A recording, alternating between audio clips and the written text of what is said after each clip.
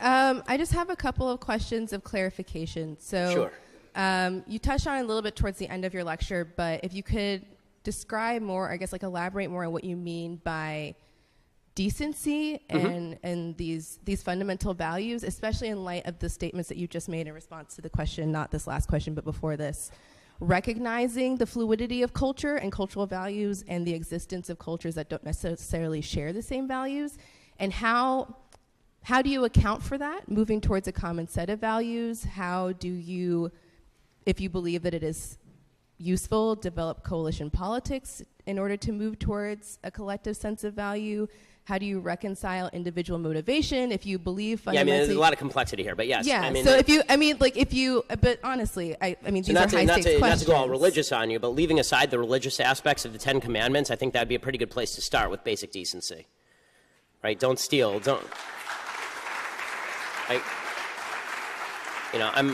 I'm a deeply religious person. I'm an Orthodox Jew. I don't think that it's mandated that everybody believe in God, obviously, and I think that, and I understand the arguments for atheism. That said, I think that, basic values that we in Western civilization tend to share, things like you don't get to kill people, you don't get to kidnap people. I think that values that have developed later, anti-slavery values, for example, that are a later breaking development from Western civilization, but have roots in Judeo-Christian civilization. Those are values that are fundamental values of decency. The ones embodied in the Constitution seem to me to be good values.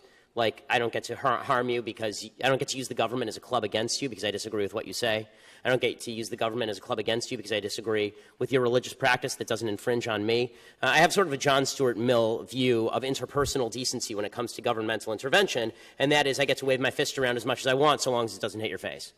I just wonder about the slipperiness of that, right? Because that same value system has been used to justify a number of things that I think we would understand to be fundamentally unjust. Well, give me an example. So as I say, the John Stuart Mill system would definitely not value slavery. I mean, that's not me waving my fist around until I hit your face. That's me putting you in chains. I mean, that's a fundamental human evil because I'm violating somebody else's rights.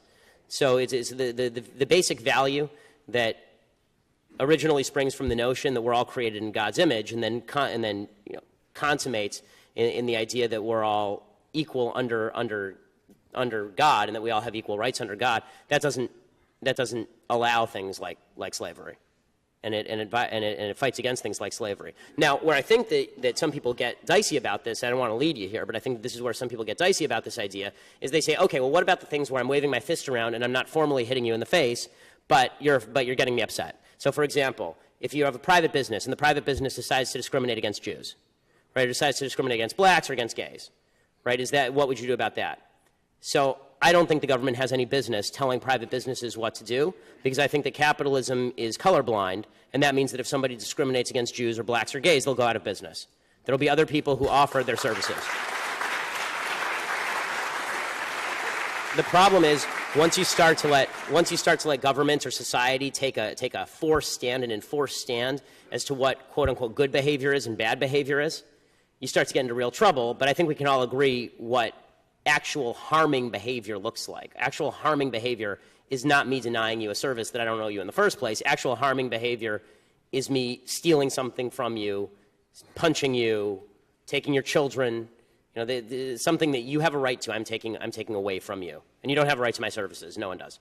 So just to be clear, is that something that you would define, as my last question? Mm-hmm. Is that something that you would define in objection, that you set sort of in opposition to things like microaggressions and criminals that you find to be false on the grounds that they are subjectively offensive? Are the things that you just listed things that you would find to be objectively offensive? Well, so now you're getting into a broader question, which is, are any values objective or subjective? All values, I suppose, in the end, are going to be subjective, but I think the ones that we can most easily agree on, and the ones to which there's an objective standard anyway, that doesn't require you to read my mind. Let's find a standard where we don't have to read each other's mind. So a standard where microaggressions require me to read your mind. I have to try and figure out what's going to offend you and what's not. I don't have to read your mind to know you probably don't want me to punch you in the face.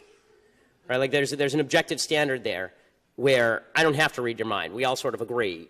And if we can't agree on that, we can't agree on literally anything, and then society's over. So I guess time to buy your food parcels and build your bomb shelters, if that's the case.